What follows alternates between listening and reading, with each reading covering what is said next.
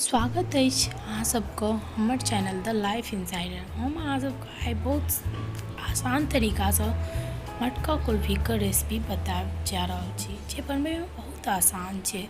सबसँ पहिले एगो कढ़ाई लऽ लेब और एक गिलास दूध, बस एक गिलास दूधसँ अपना सब बनेबै, बहुत आसान छै। अगर फ्रिजमे दूध राखल हुए तऽ बहुत बढ़िआँ, नहीं तऽ नॉर्मलो दूध लऽ सकै छी।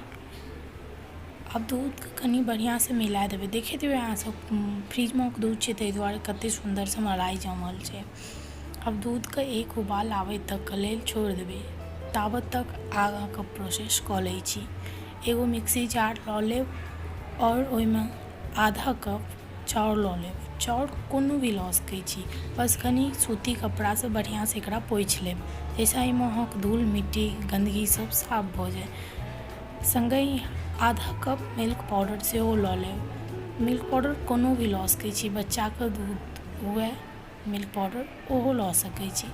संगहि आधा कपसँ कनि बेसी चीनी लऽ लेब। चीनी अपना टेस्टके अकॉर्डिंगो लऽ सकै छी। और संगहि 3-4 टा बादाम और काजू, ई सब बिल्कुल ऑप्शनल छै, फ्लेवर बढ़िआँ आबै छै ताहि दुआरे दऽ सकै छी। और इलायची पाउडर। आब एकरा सबटाके बढ़िआँसँ पीस लेब।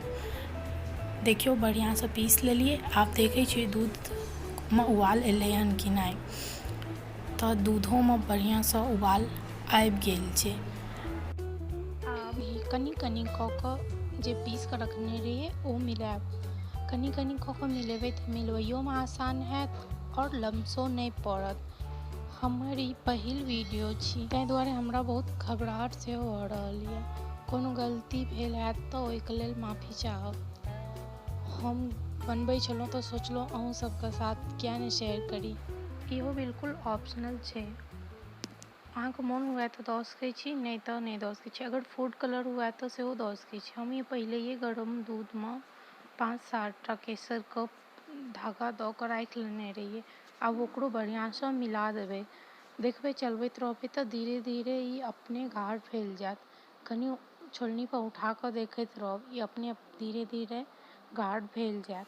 ई बनबैमे बहुत आसान छै और खाइमे बहुत सुन्दर। एखुनका समयमे बाहरके चीज खेनाइयो सेफ नहीं छै, तऽ एक बेर घरमे ई जरूर कोशिश करब बनबैके। लगभग 5 से 7 मिनट तक एकरा एनाही चलबैत रहबै। आब लागैए 5 से 7 मिनट भऽ गेलै, तऽ हमरा लागैए ई आब भऽ गेलै। तऽ चेक कऽ लै छियै छोलनीपर उठा कऽ जे ई भेलै हन कि नहि। तऽ देखियौ ई पूरा जमि गेल छै, भऽ गेलै हन बहुत गाढ़। तऽ चलू आब आगाँके प्रोसेस कऽ लै छी। आब एगो एकरा मिक्सी जारमे निकालि लेब और एकरा बढ़िआँसँ पीस लेब। हाँ, अगर पिसलाके बाद कनि मोट लागै तऽ ओहि कालमे कनि दूध मिला कऽ फेरसँ बढ़िआँसँ पीस लेब। देखियौ एकरा बढ़िआँसँ पिसलाके बाद केहन लागै छै देखैमे। ई बढ़िआँसँ पिसा गेल छै। आब एकरा अगर अहाँके पास कूलर हुए तऽ बहुत बढ़िआँ, नहीं तऽ कपोमे जमा सकै छी या फिर डिस्पोजलवला ग्लास होइ छै चायवला, ओहियोमे एकरा जमा सकै छी। तऽ चलू आब हम राखि देलियै हन सबटाके। आब कनि ऊपरसँ सजा लै छी। ई सब बिल्कुल ऑप्शनल छै, अहाँके मोन हुए तऽ सजाबू, नहीं तऽ ओनाहो जमा सकै छी। अब सबटाके सजा देलियै। आब एकरा ऊपरसँ कनि एकरा बढ़िआँसँ ने आब प्लास्टिकके पन्नीसँ बढ़िआँसँ बंद कऽ देबै, जाहिसँ ने ऊपरसँ बर्फ नहीं जमै। इससे की होइ छै ने, ऊपरसँ बर्फ जमि जाइ छै, ओहि दुआरे एकरा बढ़िआँसँ बंद कऽ देबै। बाजारोमे भेटै छै रैपर बंद करै लए फूडवला, पर ओ हमरा पास नहीं छलै तऽ हम ओनाही प्लास्टिकके पन्नीसँ बंद कऽ देलियै हन।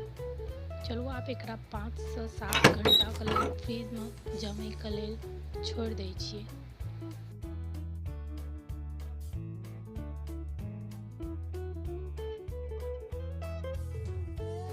ई 5 घंटामे हमर बढ़िआँसँ जमि गेल। चलू देखै छी आब ई केहन भेल छै देखैमे। तऽ हम सबटा आब निकालि लेलहुँ हन। चलू अहूँ सबके देखियौ कतेक सुन्दर छै। हम चम्मचसँ अहाँ सबके ई काटि कऽ देखबै छी कतेक सुन्दर जमल छै। एक बेर जरूर ट्राई करब। और अगर वीडियो पसंद आए तऽ हमर चैनलके सब्सक्राइब, वीडियोके लाइक कमेंट जरूर करब। धन्यवाद।